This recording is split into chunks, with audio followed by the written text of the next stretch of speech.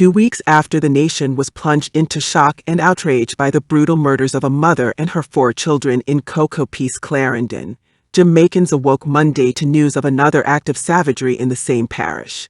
The body of 67-year-old housekeeper, Pamela Pam Gregory, was discovered about 7 o'clock a.m. at the house she shared with her husband in the Lioneltown housing scheme.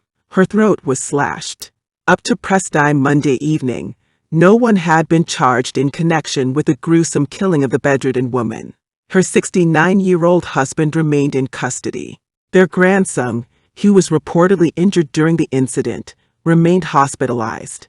For much of the day, residents refused to discuss the incident. They kept their distance from the media, peering over their fences but unwilling to talk. Sources said that the grandson, who was home with a couple, received a troubling call from his uncle in Aruba, indicating that his grandmother had just been killed. His uncle said he had received a phone call with the news, according to police sources. The police said after speaking with his uncle, the grandson went to his grandparents' bedroom and knocked. His grandfather, the police said, opened the door and the grandson saw his grandmother on the bed bleeding from the neck. The police said he attempted to enter the room. However, his grandfather prevented him from entering. He then went to another door, kicked it open, and entered the room. His grandfather, the police said, allegedly attacked him with a knife. The grandson held on to the knife and used a piece of board to hit the elderly man on his head in a bid to subdue him. The younger man later realized that during the attack he had sustained a knife wound to his right middle finger. Residents and police assisted the grandson and took him and his grandfather to Lioneltown Hospital. They were treated and then taken to the police station. The incident comes 13 days after the bodies of Kemesha Wright and her 4 children. 15-year-old Kimina Smith, 10-year-old Chemari Smith, 5-year-old Kavana Smith, all girls, and 23-month-old son, Kishon Henry, were found at their house in Cocoa Peace in the parish. The woman's cousin, Rashane Barnett, has been charged in connection with the killings, which have triggered outrage across the country and reignited the fierce on-again, off-again debate on capital punishment after the Office of the Director of Public Prosecutions last week served a death penalty notice on Barnett when he appeared in the Home Circuit Court in Kingston.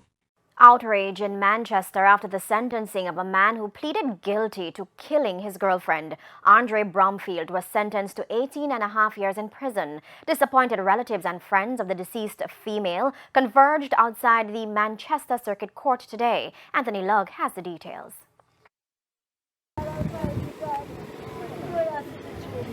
An emotional Serena Russell outside the Manchester Home Circuit Court on Tuesday, moments after sentencing was handed down on the man who shot and killed her daughter on December 31, 2019.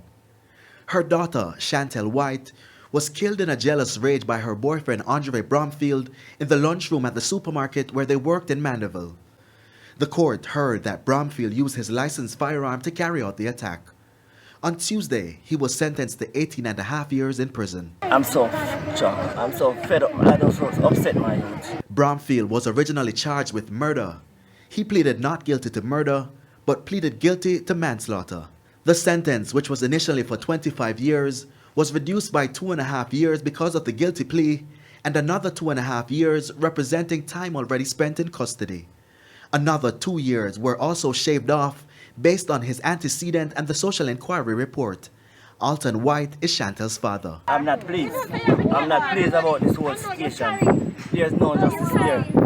All of these people that sit down and cook up their story. You understand me? In handing down the sentence, Parish Judge Lorna Shelley Williams said she considered the mitigating circumstances contained in the antecedent and the social inquiry report.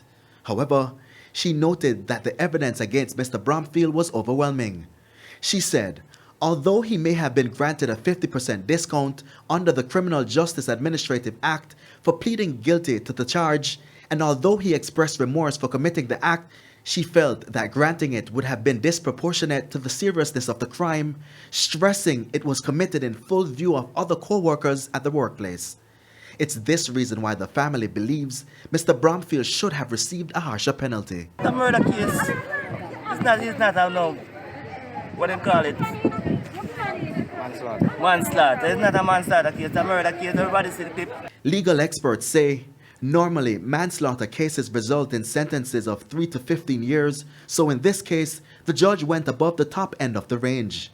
In a caution statement, Bromfield noted, "Me take up this girl and give her everything. Bill her all 2-bedroom house, pay off her credit card, and me realize that she have another man.